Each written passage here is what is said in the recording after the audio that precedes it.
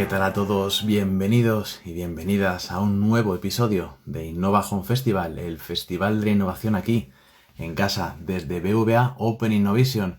Mientras os vais conectando, comentaros que Innova Home Festival nació pues prácticamente hace casi un año, cuando, por desgracia, debido a esta pandemia, tuvimos que cerrar nuestro Open Space, nuestro espacio de innovación abierta, donde interactuábamos, donde conectábamos con todos vosotros, con todo el ecosistema fintech, todas las personas emprendedoras y startups que querían conectar con nosotros, con el banco. Pero tuvimos, pues obviamente por motivos de seguridad y sanidad, tuvimos que cerrarlo, y como no quisimos perder esta conexión, seguir conectando con vosotros, con nuestro público, pues decidimos crear esta iniciativa, ¿no? Estas charlas, estas pequeñas entrevistas, en las que intentamos pues traer un poco a un experto de alguna temática, pues para exponeros un poco una serie de temas, una conversación bastante informal, con el fin de que intentemos, pues eso, al final tener esa conexión con todos vosotros y mantener un poco esta llama, ¿no? En estos momentos tan complicados. Hoy nuestro ponente, bueno, quiero decir ponentes, hoy vamos a tener por primera vez en Innova Home Festival a dos personas. Vamos a tener al grupo empresarial Cerolinks. Cerolin es un grupo empresarial español especializado en ciberseguridad, inteligencia y seguridad patrimonial.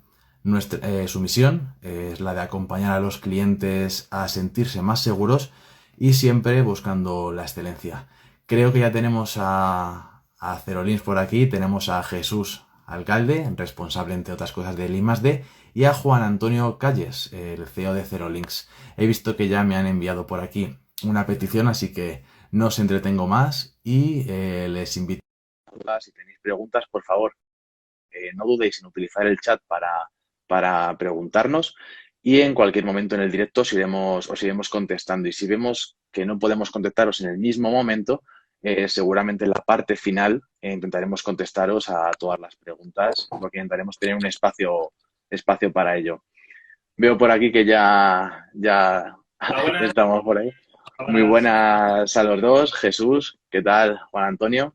Bueno, lo primero, muchísimas gracias por estar aquí. Os lo agradezco muchísimo que tengáis la oportunidad de estar aquí en Open Innovation, sobre todo para explicarnos uno de los temas más importantes en la actualidad, que es la ciberseguridad. Hoy mismo hemos tenido la noticia, no sé si vamos a raíz un poco de que teníamos lo de ciberseguridad, me veo un poco obligado a contar lo del ataque de ciberseguridad al SEPE. Y mira, justo tenemos hoy a dos especialistas para contarnos, por lo menos, si en algún momento tenemos la ocasión, pues tratar un poco a lo mejor incluso este tema, ya que seguramente mucha gente de España que nos esté viendo le puede llegar a interesar todo ese tipo de cuestiones. Bueno, lo primero, voy a callarme ya, que estoy hablando demasiado, y me gustaría que, pues, lo primero, que os presentarais y que nos dijais sobre todo qué es Cerolins. Y bueno, vuelvo a repetir, encantado y muchísimas gracias por estar aquí. Estupendo. Bueno, vamos a estar lo único con las mascarillas, porque como estamos juntos en la oficina, lo consideramos la forma más segura de hacerlo. Bueno, yo soy Juan Antonio Calles, soy el CEO de Cerolinks, soy informático de profesión, doctor en informática, y me encargo de coordinar el grupo empresarial que tenemos formado por 3 compañías. Y bueno, nos dedicamos básicamente a todo lo que es seguridad, tanto seguridad a nivel cibernético como seguridad a nivel corporativo. Y me acompaña mi compañero Jesús. Bueno, yo soy Jesús, también informático de profesión, cofundador de Cerolinks y responsable del área de I+D de la compañía y de la parte de desarrollo seguro. Y bueno, vamos un poco con la entrevista, ¿no? Sí, efectivamente. Bueno, lo primero que quería preguntaros, sobre todo un poco a raíz de lo que estará preguntándonos la gente, ¿qué es Cerolins? Porque habéis dicho que es un grupo empresarial, pero ¿qué abarca Cerolins? Pues Cerolinks es una empresa relativamente joven, un grupo de empresas relativamente joven. Lo fundamos en el año 2018, hace 3 años y un mes, 2 meses más o menos, con el objetivo de ser una de las principales empresas de ciberseguridad a nivel internacional, ¿no? Empezamos muy poquitos compañeros y en estos 3 años casi hemos crecido un 600%. Para que os hagáis una idea un poco la envergadura del crecimiento, ¿no? que hemos sufrido positivamente en estos años. Cerolinks, como introducía al inicio, es una compañía un grupo de empresas que nos dedicamos a la seguridad. Estamos formados por 3 empresas, la propia Cerolinks, que es la empresa matriz, Osani Consulting, que es una sede que tenemos en Euskadi, en el País Vasco, dedicada a temas de seguridad corporativa patrimonial, y luego Blaze Soul, que es una agencia de inteligencia privada que tenemos en el grupo. Básicamente, con todo el grupo lo que estamos dando es servicio de seguridad a distintas compañías de todo el mundo, a todos los niveles, tanto físico como virtual. Perfecto, pues bueno, es que lo que vemos ahora es que la ciberseguridad, ¿no? A día de hoy es muy importante y es que tanto ya no a nivel particular, sino a nivel empresas, como hemos comentado anteriormente. ¿En qué momento podemos decir que hay ciberseguridad? ¿Qué es la ciberseguridad como tal? Pues ciberseguridad es un concepto que se ha empezado a utilizar hace cosa de 10, 15 años, pero realmente en el sector de la informática lo hemos llamado tradicionalmente seguridad lógica. Tenía la seguridad física y la seguridad lógica, ¿no? La seguridad lógica o ciberseguridad básicamente es el nombre que se le da a la protección de los activos fundamentales que tiene una organización o una persona, que son 2, los datos o los servicios que reciben al final pues, los clientes finales, ¿no? Básicamente en eso se basa la ciberseguridad, en proteger lo que de verdad es valioso para las compañías, ¿no? Que son sus datos y son los servicios pues, que por supuesto se brindan a todos los clientes.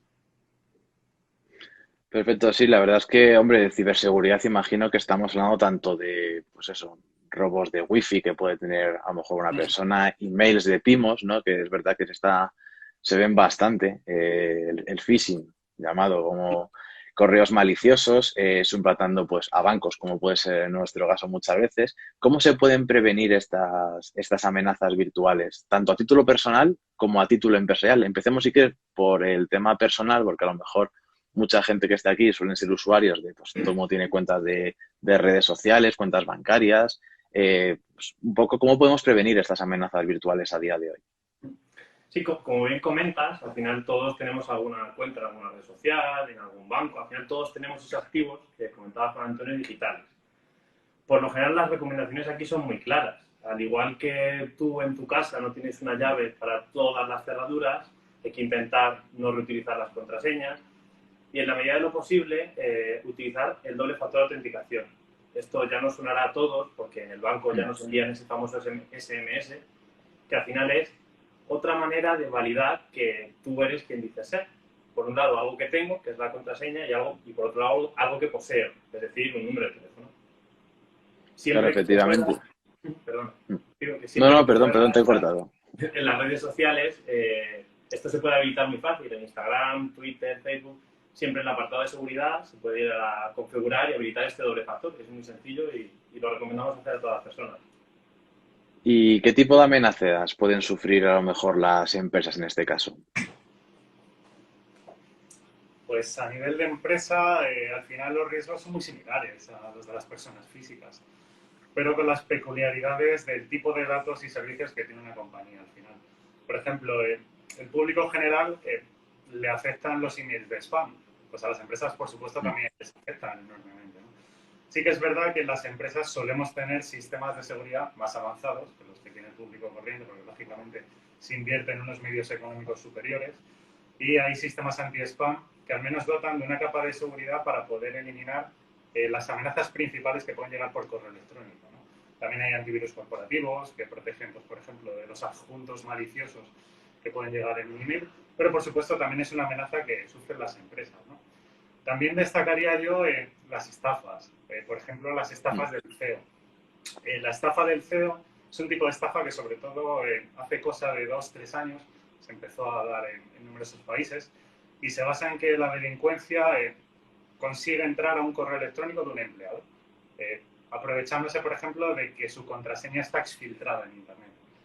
¿Cómo que está exfiltrada? Pues bueno, nos sonará a todo el mundo que ha habido robos de base de datos de LinkedIn, de redes sociales, de grandes empresas, y estas contraseñas están exfiltradas por Internet al alcance de cualquier internauta que pues, sepa navegar y encontrarlas, ¿no? Pues al final, como el ser humano no es muy imaginativo y suele reutilizar contraseñas o ponerlas muy parecidas, es posible que esa contraseña también la utilicen en su entorno corporativo y el delincuente pueda entrar con esa contraseña a su correo de empresa. Pues claro, y una vez que entra al correo de empresa, pues tiene control, el mismo control que tendría ese usuario corporativo, ¿no? Lo que suele hacer la delincuencia en este caso es buscar correos con facturas, poniendo palabras clave como invoice, factura, pago, euros, etcétera.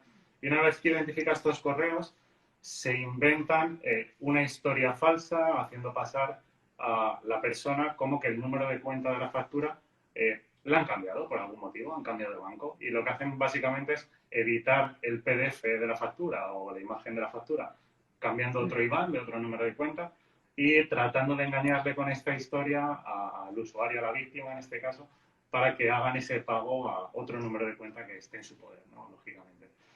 Aquí son claves sin duda los protocolos que tienen todas las empresas a nivel de pago de facturas a proveedores y a clientes, ¿no?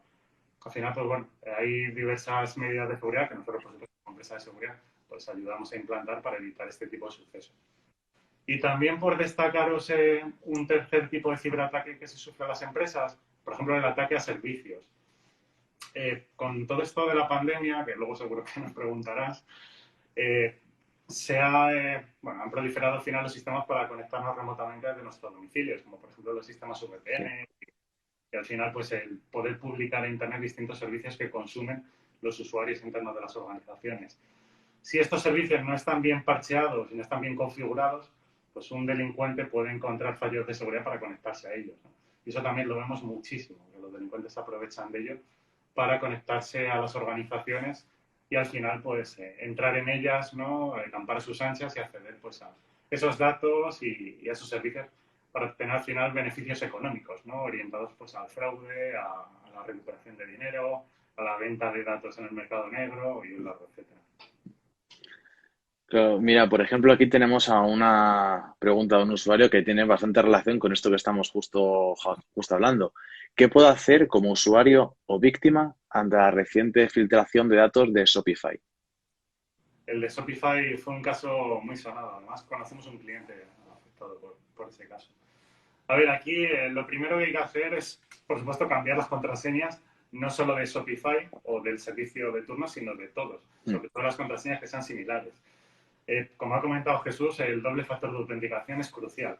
O sea, si tenemos activo un segundo factor de autenticación, aunque nos roben la contraseña, no van a poder entrar, porque nos va a llegar un toque, un SMS al móvil y nos vamos a enterar, en primer lugar, que nos han robado la contraseña y alguien está intentando entrar, por lo que en ese momento recomiendo cambiarla, por supuesto, y luego le vamos a impedir el acceso a esa persona, ¿no?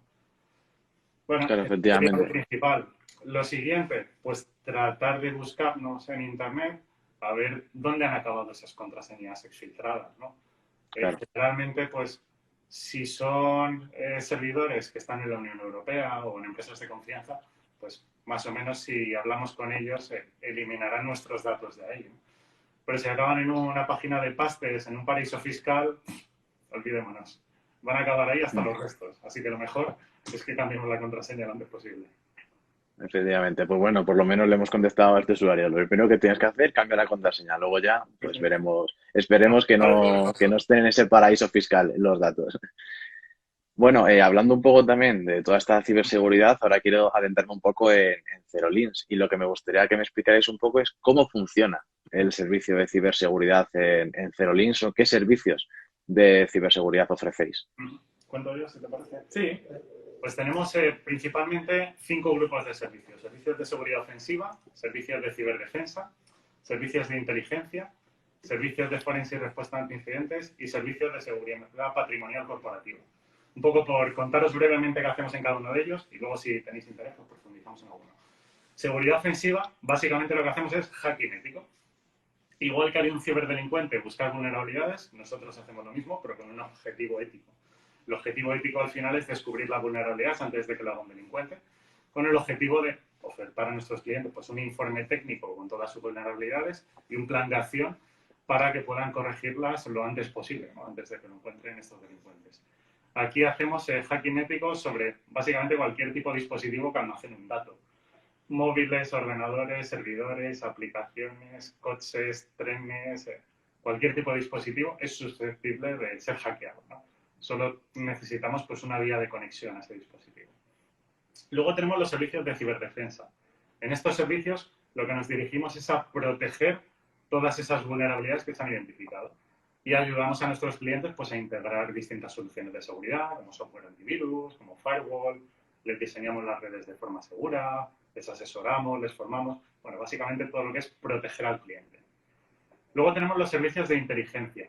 En estos servicios, básicamente, vamos orientados a resolver problemas del cliente. Nos puede contar un problema, como por ejemplo, como comentaba antes uno de los usuarios que nos está viendo, que le han exfiltrado un dato, que ha acabado una contraseña en Internet. O un problema puede ser, por ejemplo, que entró un falso empleado que se hizo pasar por un becario y me robó información. Oye, mira, la sociedad ha ido mal, uno de los socios se ha ido de malas formas y ha robado datos. Bueno, nos cuentan un problema y nosotros, como tenemos detectives en el equipo para la parte de seguridad física y tenemos analistas de inteligencia para la parte de seguridad virtual, pues hacemos una investigación completa, 360, de todo lo sucedido y le brindamos pues, al cliente un informe con las distintas conclusiones de todo lo que hemos averiguado, ¿no? En esas conclusiones versarán al final pues, datos que podemos recuperar de redes sociales, de foros, de web, de investigaciones físicas que hagan nuestros detectives, seguimientos de personas. Bueno, al final pues tenemos muchos inputs de información para poder pues emitir unas conclusiones, ¿no? Para dar una respuesta a lo que nos ha preguntado el cliente, ¿no? El cuarto de los servicios que tenemos es el de respuesta ante incidentes y análisis forense digital, que el objetivo es ayudar a los clientes a contener un problema. O, por ejemplo, lo que comentabas antes del SEPE, que les ha pasado hoy. Sí. Han sufrido un ataque de malware de tipo ransomware. Pues ese tipo de incidentes son los que nosotros apoyaríamos para poder contenerlos de una forma adecuada, ¿no? Básicamente les damos asesoramiento técnico para poder responder de forma efectiva a un incidente de ese tipo. Y les ayudamos pues, a diseñar planes de mitigación, les ayudamos a contener el ataque, a aislar la red, bueno, al final pues implantar una serie de medidas para poder resolver el suceso y luego, por supuesto, abrir una línea de investigación forense.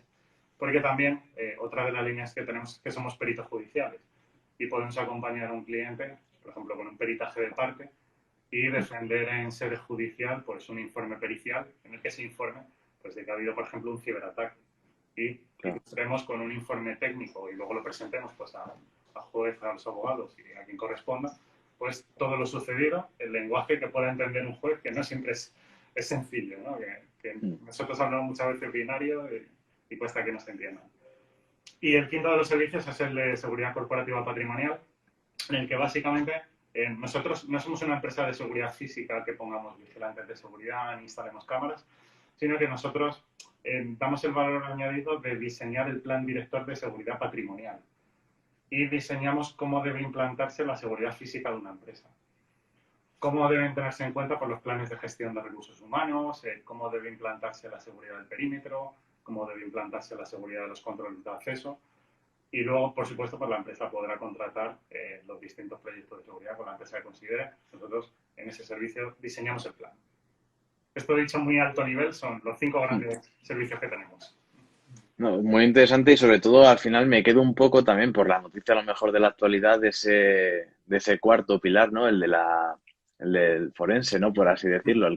Pero la pregunta un poco que tengo yo ahora mismo, simplemente por esto del tema de actualidad, es que para que vosotros apliquéis ese cuarto pilar, ¿no? Que tenéis en ese caso, por ejemplo, el SEPE ha tenido que recibir un ataque para ello.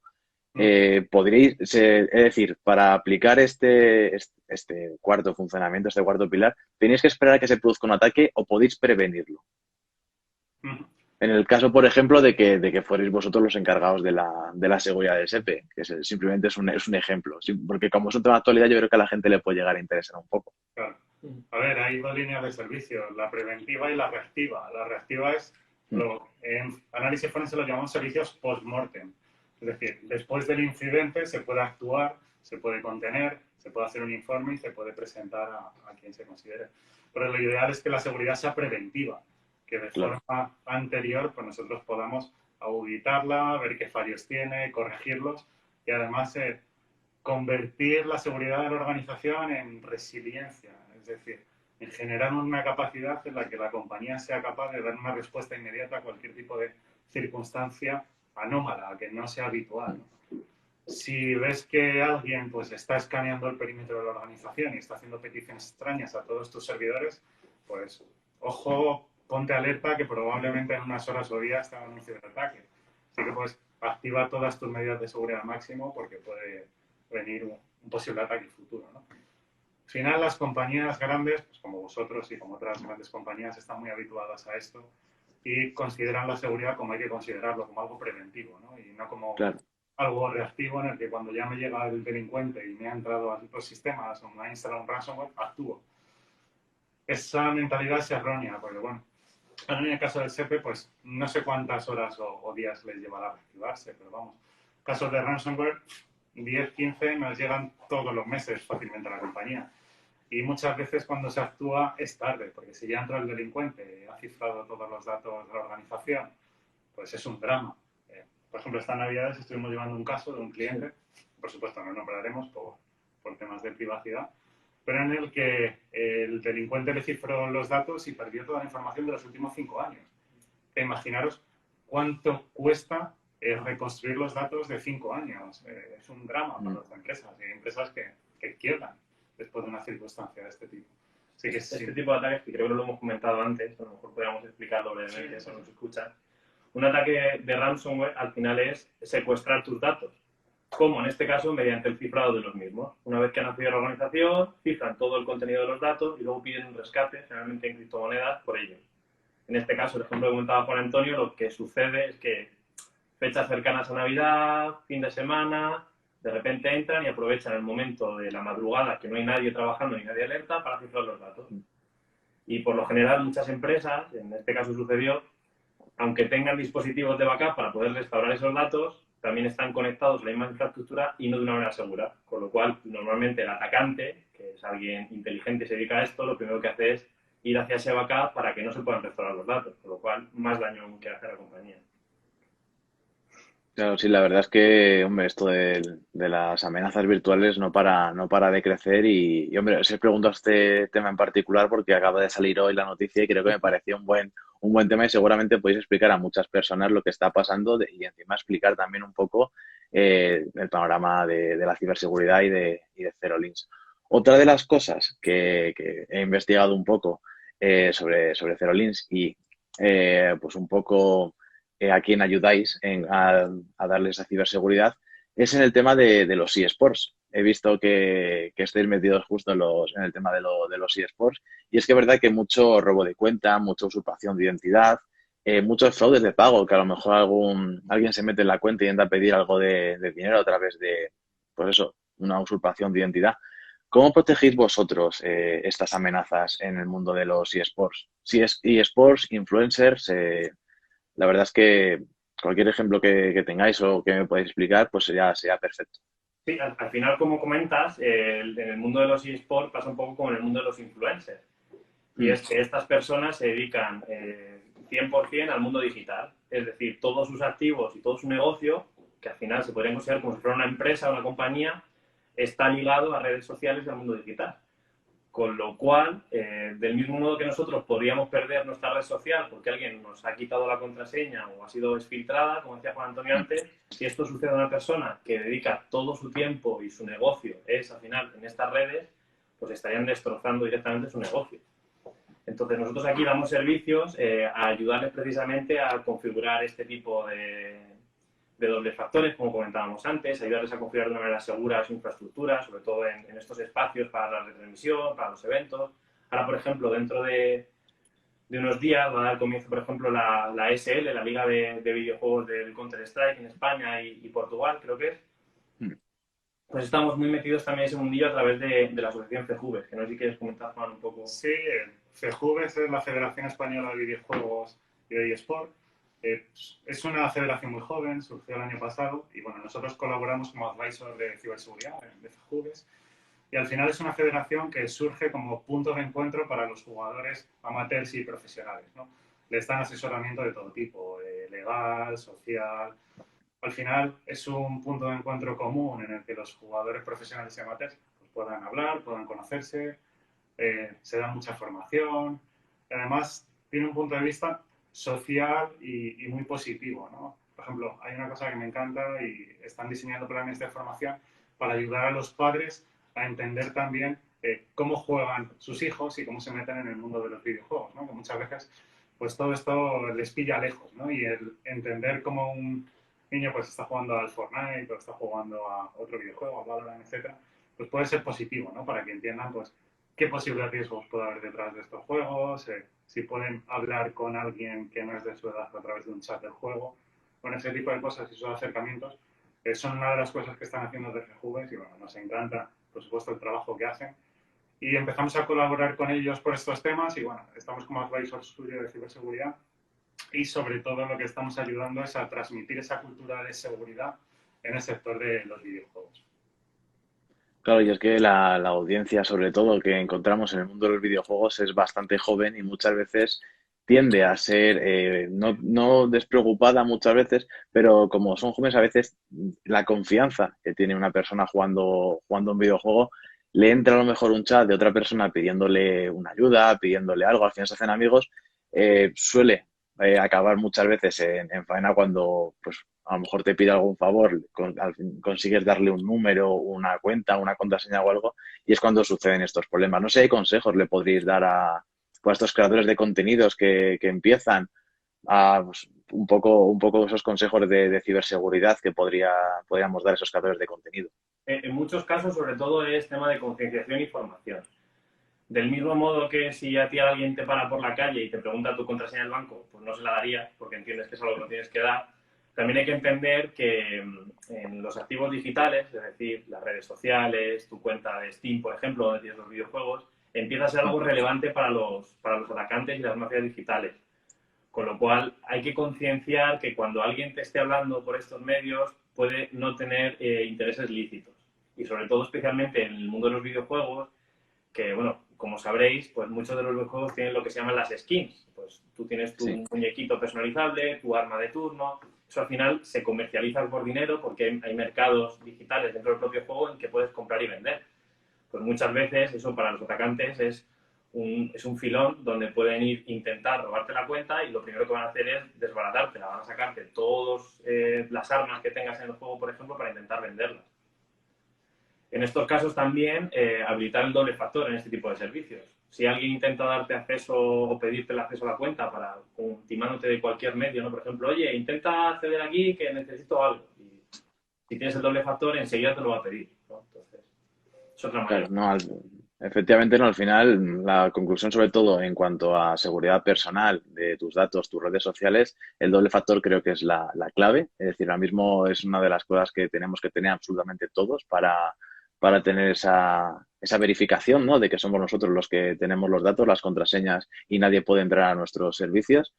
Y bueno, y luego obviamente que tener un poco a lo mejor un repertorio de contraseñas enorme, pero a lo mejor alguna contraseña más que las que solemos tener para, como decíais vosotros, lo de las llaves, ¿no? Tenemos una llave para entrar a casa, tenemos una llave para el portal, tenemos una llave para el correo, pues lo mismo podríamos tener en contraseñas para todas nuestras redes sociales, cuentas del banco y demás. Otro de los temas importantes que he visto que Zerolins trabaja es el tema de la ciberseguridad en los medios de transporte. Y me ha parecido muy interesante porque también, gracias a ello, accedí a vuestro canal de YouTube en el cual teníais un vídeo un poco de cómo a lo mejor entraba una persona a un coche eléctrico y le hacía perder el control a la persona que la estaba conduciendo, simplemente por un ciberataque.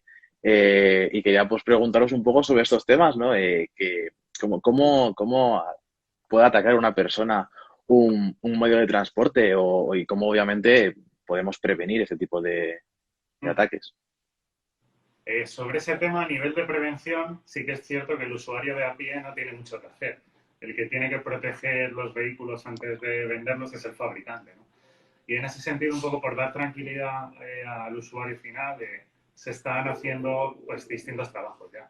Por ejemplo, en Naciones Unidas creó un grupo de trabajo hace muchos años, que es el grupo WP29, se llama así por las siglas del grupo que definieron. Y este grupo de trabajo definió al final una normativa y una regulación de cómo se debería abordar la ciberseguridad en el vehículo conectado. Entendiendo por vehículo conectado, además, aquel que tenga capacidad autónoma de tomar decisiones. Esto lleva una serie de niveles y, bueno, es el nivel 3 o superior. Al final son aquellos vehículos que tienen la capacidad de decidir pues, ir por un carril, cambiar de carril si ven un obstáculo. Bueno, como hace, por ejemplo, el fabricante Tesla o Peugeot o cualquier otro fabricante que tiene autopilot. Lo que decía esta normativa que definieron desde Naciones Unidas es que al final pues había que tener en cuenta una serie de medidas de seguridad para poder homologar los coches que se iban a poder lanzar al mercado. Y entró en vigor en enero de este año, de 2021, o sea, ya está en aplicación. Lo único que no se va a sancionar ni se va a impedir la matriculación de vehículos de forma inmediata. Se ha dado un periodo, primero de 2 años, para homologar vehículos y de 4 años para poder matricular coches. Es que ahora mismo cualquier persona que vaya por la calle y quiera coger algún coche, una moto o un patinete, por ejemplo, simplemente con utilizar el teléfono podría acceder a ello. Eh, ¿cómo podemos hacer para que estas personas, ¿no? Prevenir a lo mejor algo de ciberseguridad aquí o... Mira, creo que se ha vuelto... Creo que seguimos teniendo problemas de conexión. No sé si... A ver, ¿ahora nos oís? Sí, sí, ¿Hola? sí, os oímos perfectamente. Sí, sí, ahora sí, perfecto. No sé si me escucháis ahora Sí, sí, mismo, sí. ¿me habéis escuchado? Sí, perdón. Pues no, estábamos hablando un poco sobre eso, ¿no? Ahora mismo la accesibilidad que tenemos las personas, ¿no? De ir a un coche con simplemente el teléfono móvil y desbloquearlo, a un patinete, a un- a una moto. ¿Cómo podemos hacer, bueno, qué podemos hacer, ¿no? Porque esto tiene que tener algún sistema de ciberseguridad, ¿no? Porque cualquier persona cualquier hacker podría entrar aquí y coger el coche y podernoslo quitar, por así decirlo, cualquier problema. A Entonces, ver, un poco, mm, sí, os iba a decir, a ver, no es tan sencillo. Hay principalmente 2 vías para atacar un vehículo, ya sea un patinete, una bicicleta, un coche, cualquier cosa que esté conectada, ¿no? Que son los ataques en remoto y los ataques físicos. Los ataques físicos son bastante más triviales de hacer para un experto en seguridad, ya sea nosotros o sea un delincuente. ¿Por qué? Porque al final, al tener acceso físico, te permite acceder al interior de estos dispositivos. Por ejemplo, en un coche, aunque no sea un coche actual, que sea un coche de hace 20 años, ya era un coche que tenía cierta tecnología. Tenía un CAN bus. CAN bus es la red al final que permite controlar las distintas unidades de control donde va el software que tiene el coche y que toma las decisiones, por ejemplo, de los elevalunas, de la radio, de giro del volante, activación del airbag, bueno, distintas funcionalidades, ¿no? Eso al final son distintas unidades de control que están repartidas por la red del vehículo y son unidades de control que son mini ordenadores físicos que están distribuidos por el coche y que llevan cable físico. Al ser un cable físico, nosotros nos podemos pinchar esos cables e interceptar ese tráfico y generar tráfico, ¿no? Por ejemplo, imagino, lo habrás visto en YouTube si dices que has entrado, que tenemos alguno mm, pues manipulando, por ejemplo, el cuadro de mandos de un Ford en el que activamos sí, las revoluciones, por ejemplo, ¿no? Por hacer otra cosa, abrir una ventanilla, etc., ¿no? Al final, tener ese acceso físico es muy fácil. O sea, arrancar un coche es algo muy fácil. O sea, es muy típico pues, ver los vídeos de cómo la delincuencia pues, roban, por ejemplo, un BMW o un Audi y van con una EQ, con un dispositivo al final, en el que lo pinchan directamente en el OBD, que es el puerto de conexión del coche, o lo pinchan de alguna manera en los cables y arrancan el coche sin necesidad de la llave. Esto es porque ellos tienen ya una llave que se conecta directamente contra esa EQ y es la que emite la señal de arranque al coche, ¿no? Bueno, básicamente lo que quiero decir es que con acceso físico es relativamente trivial manipular un coche. La dificultad viene en el ataque en remoto, porque aquí lo que necesitas es al final que el vehículo tenga una serie de sondas y una serie de vías para poder conectarnos. Por ejemplo, ahora los vehículos conectados, como por ejemplo el fabricante de Tesla u otros muchos, pues llevas una app en el móvil con la que puedes abrir las ventanillas, abrirlo en remoto, activar la calefacción. Pues bueno, si puedes hacer eso desde una aplicación móvil, es que se permite la conexión con el coche de forma remota, ¿no? Aquí, claro. en este caso, lo que habría que hackear son los servidores de Tesla o la aplicación móvil. Es decir, que el ciberataque sería realmente a la app móvil que nosotros nos descargamos. También se pueden hacer ataques, por ejemplo, pues estos vehículos tienen Bluetooth, tienen NFC para la apertura sin llave, a través de una tarjeta, tienen algunos pues sistemas radio. Bueno, al final, pues tienen distintos protocolos que también podrían ser atacables. Por ejemplo, un ataque típico también es el GPS spoofing. ¿Qué es esto? Pues se manipula la señal de satélite GPS, básicamente para hacerle creer al coche que estás en otro sitio. Esto se ha hecho toda la vida, ¿eh? Y, por ejemplo, para manipular el GPS de un móvil y que se crea que está en otro sitio, Mm, es un ataque típico, ¿no? Simplemente, pues, vas en un coche al lado de un coche que esté conduciendo con autopilot, manipulas la señal del GPS en el radio de acción que te den las antenas que tú tengas, y en ese radio pues vas a hacer creer a los dispositivos que la posición GPS es otra, como por ejemplo pues en mitad del campo.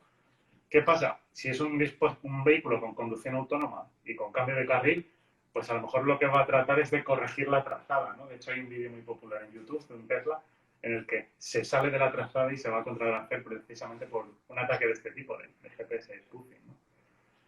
También hay ataques, por ejemplo, los ataques de replay orientados a la apertura de un coche. Por ejemplo, se puede grabar una llave y luego replicar la señal. Esto es al final señal radio, ¿no?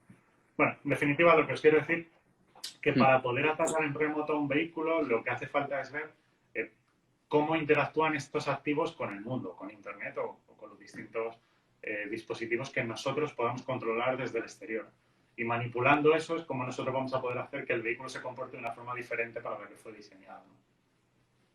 Claro. Y bueno, he visto obviamente todas las formas que podemos de cometer un ataque. Ahora tenemos que contar con vosotros para, obviamente, que ese ataque se prevenga. Porque imagino que Zerolins obviamente se encargará de, claro, de todo esto que nos has contado de ataques, porque obviamente estáis prevenidos para todo este tipo de ataques que nos acabas de comentar. La verdad es que suena bastante interesante y también ahora me gustaría un poco preguntaros, pues sobre todo por este contexto, ¿no? Tan raro que estamos viviendo. Bueno, que raro, llevamos ya casi un año con ello, que es la COVID-19. Y quería preguntaros pues un poco cómo ha afectado la COVID-19 a Zerolins. Porque es verdad que ahora mismo, ya no tanto a Zerolins como empresa, sino también a lo mejor a todas las personas, ¿no? Que hemos estado muchas trabajando desde casa. Yo ahora mismo sigo en este estado de teletrabajo. ¿Cómo afecta la ciberseguridad o si ha habido a lo mejor más incidencias de amenazas virtuales en este periodo de COVID-19? Como tal, a Zerolins, la verdad, no ha afectado mucho, porque al final estamos ya acostumbrados a trabajar desde casa, todos los empleados tienen su equipo y pueden trabajar tranquilamente en remoto. Pero es cierto que a nivel de las empresas sí hemos visto un crecimiento de estos ataques, como comentaba Juan Antonio, precisamente porque todas las empresas han tenido que adaptar este trabajo en remoto, muchas han llegado tarde, muchas han llegado mal, y en la mayoría de las situaciones esto ha supuesto pues, exponer servicios que no se debieran en entornos de Internet, y hay atacantes que se han aprovechado de esto para vulnerarles. Aquí las recomendaciones son las mismas que ya hemos dicho antes y sobre todo la parte esta preventiva. Ahora ya que todos ya hemos sufrido esta pandemia y sabemos un poco lo que va a venir, pues aprovechemos para revisar nuestros sistemas internos, nuestros procesos, políticas y procedimientos para adaptarlos para el futuro, para precisamente que el trabajo en remoto sea más seguro. Porque al final estamos llevando nuestra infraestructura a las casas de nuestros empleados. Claro, ¿y cómo creéis que, pues eso, qué nos espera en los próximos años después de la COVID? A ver, la situación depende sobre todo un poco del tamaño de la empresa. La gran empresa está concienciada tradicionalmente e invierte relativamente, al menos lo suficiente, para que este tipo de problemáticas no pasen. Bueno, en casos como el del SEPE de hoy, pues siempre puede pasar, ¿no? Algún fallo pues, puede tener la empresa y algún delincuente pues, puede entrar. Pero por lo general la gran empresa está protegida. El problema que vemos sobre todo son en las pymes y la pequeña empresa que tradicionalmente no ha invertido en seguridad. Y son al final el principal objetivo de la delincuencia. Al final estas compañías, pues, o por falta de presupuesto o por falta de sensibilización, no están invirtiendo lo adecuado, ¿no? Y pues tienen muchos servicios expuestos en Internet en el que la delincuencia se está aprovechando pues, para hacerles estafas de buceo, ataques de todo tipo, infectarles con ransomware, bueno, un largo etcétera, ¿no? Eso lo llevamos viendo 10 años y lo vamos a ver otros 10. Venga el COVID o venga cualquier otro tipo de amenaza, porque no va a haber un cambio tan radical porque lo haya propiciado la COVID. O sea, la COVID al final lo que ha propiciado es a que el teletrabajo se agilice y se permita a los empleados conectarse en remoto, pero tampoco ha cambiado mucho más allá la cultura de seguridad. De hecho, lo que ha venido es a añadir problemas, porque está ocasionando a que muchos empleados utilicen ya no solo los equipos corporativos, sino también sus equipos personales. Claro. Y en sus equipos personales no están instaladas las aplicaciones de seguridad corporativa, ni antivirus, ni nada. Y al final, pues consigues que, incluso además si le pones barreras, consigues que el empleado pues envíe a través de WhatsApp los documentos al equipo corporativo, se los envíe a través de su correo personal.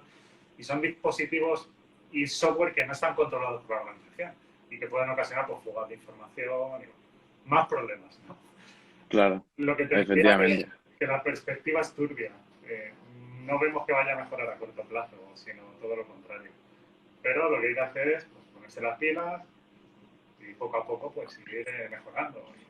Y sobre todo es, pues, por ejemplo, charlas como esta que estamos teniendo hoy con vosotros, pues son muy positivas para que el público de no tan gran empresa pues, se conciencie de que esto no es una broma. O sea, lo que le ha pasado hoy al SEPE, la realidad de nuestro día a día, que lo estamos viendo en clientes de todo el mundo, y que va a seguir así en el futuro, porque es el medio de negocio con el que la delincuencia gana dinero, ni más ni menos. Claro, y es que, como dices, el COVID lo único que ha hecho a lo mejor es que haya más rápido, ¿no? Que la gente se ha tenido que acostumbrar más rápido a a este proceso de teletrabajo, sobre todo, que a lo mejor no tengamos todos los equipos preparados para poder teletrabajar y es aquí donde ha interactuado más o donde ha afectado más de estas amenazas virtuales y estos casos que nos estáis diciendo. Pero como dices, seguramente el COVID no sea el principal problema en la ciberseguridad en estos próximos años, porque, como dices, va a seguir repitiéndose seguramente, porque visto, vamos, al final todo evoluciona y más sobre todo estos temas de ciberseguridad, de cada día nos encontramos con una cosa distinta y al final hasta entidades tan grandes como el SEPE pues pueden sufrir estos ataques y bueno, a ver cómo se recuperan después de esta, porque la verdad es que ahora mismo tal y como está la situación del país, este ataque ha podido ser un gran problema, sobre todo para aquellas personas, pues eso, que están cobrando un ERTE, que están en el paro y necesitan obviamente ese dinero pues para poder vivir, simplemente. Una última cosa que siempre me gusta hacer porque como he comentado anteriormente, a nosotros hablamos siempre con muchas empresas, como startups, con muchas personas emprendedoras y del ecosistema fintech. Y lo que queríamos, pues obviamente tomando el ejemplo de Cerolinks como una empresa que al final, pues eso, un grupo empresarial español que ha tenido éxito, ¿qué consejos le daríais pues a cualquier empresario, a cualquier persona emprendedora que está empezando un poco un negocio? Pues en lo que es seguridad, yo el primer consejo que les daría es que se lo tomen en serio. O sea, la seguridad no es una broma y no es algo que podamos implantar cuando ya estamos dando servicio a clientes. La seguridad tiene que ser por diseño, es decir, desde que pensamos la primera idea hasta que queramos llevarla al mercado, hay un ciclo de diseño, brainstorming, implantación, salidas a producción, etcétera. Todo ese ciclo debe contemplar la seguridad, porque si no y salimos al mercado con un producto o un servicio en el que pensemos la seguridad de última hora, lo que vamos a hacer es aplicar parches para tratar de corregirlo, pero no vamos a aplicar soluciones, vamos a aplicar parches.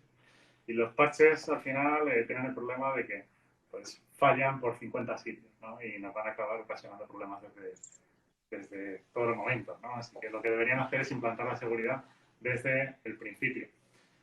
Que implantar seguridad desde el principio no es más caro, sino todo lo contrario, porque al final corregir todos esos parches y esos problemas una vez en producción cuesta mucho más dinero que implantar la seguridad desde el inicio, ¿no? Y el primer consejo les daría es que se tomen la seguridad en serio y que por pequeña que sea la empresa, aunque solo tenga 3 ordenadores, un RP y 2 aplicaciones, pues el tamaño no importa para implantar seguridad. Deberás implantar una seguridad pues acorde a tu tamaño. Pues a lo mejor con tu tamaño, si no tienes un directorio activo a la organización, pues con un antivirus, con un firewall doméstico y 4 dispositivos más es suficiente. Simplemente pues que un profesional, sea nosotros o sea otra compañía del sector, pues te asesore de cómo lo debes implantar para estar seguro, ¿no? Con tus copias de seguridad y bueno, con todo lo que hay que tener. Porque al final, cuando te atacan, no te atacan a ti como persona, te atacan el pan tuyo y el pan de tu familia. Y el que te dejen sin dar servicio a clientes una semana, pues es que tu nómina a lo mejor de ese mes no la vas a poder pagar, ni la tuya ni la de tus empleados. Así que son cosas para tomarse en serio, vamos. Como comentaba Juan también, muchas de estas empresas por lo general ya surgen del mundo digital y tienen todo su negocio normalmente en cloud. Todas estas cuentas de cloud es muy sencillo securizarlas, es muy sencillo activar el doble factor que comentábamos antes para impedir, que esto lo hemos visto también mucho, que por un fallo en el diseño acabas accediendo a esta cuenta y al final es pues como tener las llaves del edificio entero porque puedes hacer lo que quieras con ello, ¿no? Entonces, también tener muy claro cuáles son tus activos digitales para poder saber protegerlos. Perfecto. No, la verdad es que con este último consejo, yo creo que al final el mensaje queda claro. La ciberseguridad es cada vez más importante. Obviamente hay que escalarla al nivel de empresa que tengas, pero obviamente siempre empezando desde el principio. Los cimientos, como se dice siempre, es lo más importante, porque si lo decimos, si al final construimos la casa por el tejado, vamos a tener un problema seguramente cuando queramos seguir construyendo esa seguridad, porque nos van a poder entrar por muchos más sitios. Pues yo creo que ya ni más preguntas. Justo hemos contestado a la del usuario que nos ha preguntado sobre ese caso de Shopify, que no sabemos si le ha afectado a él o simplemente lo ha querido exponer porque le parecía un caso bastante interesante. Hemos hablado del SEPE, que yo creo que también es una noticia bastante actualidad y que yo creo que hemos zanjado con bastante solvencia. Así que pues nada más me queda decir que Jesús y Juan Antonio, que muchísimas gracias por estar aquí, por haber resuelto nuestras dudas, que desde BBVA Open Innovation siempre tenéis las puertas abiertas y que bueno, que muchísimas gracias y encantado de haberos podido entrevistar, ¿no? Y tener esta charla informal con vosotros. Estupendo, pues muchas gracias a vosotros, por supuesto, por permitirnos estar aquí. Y nada, para lo que necesitéis, Ferolinks es vuestra casa. Perfecto, pues muchísimas gracias y que sepáis que este vídeo, sobre todo a todos los usuarios, que se va a quedar grabado también en Instagram TV para cualquier persona que no haya podido ver la entrevista entera o que quiera acceder posteriormente, pueda acceder sin ningún problema. Y también se subirá seguramente a YouTube para que pues, toda la gente que a lo mejor no tenga Instagram pueda también verlo de esta plataforma. Así que, pues bueno, muchísimas gracias y esperemos vernos pronto, sobre todo más seguros preveniendo esas amenazas virtuales. Muchísimas gracias. Paséis buena A vosotros, tarde. hasta luego. Hasta luego. Hasta luego, buena semana.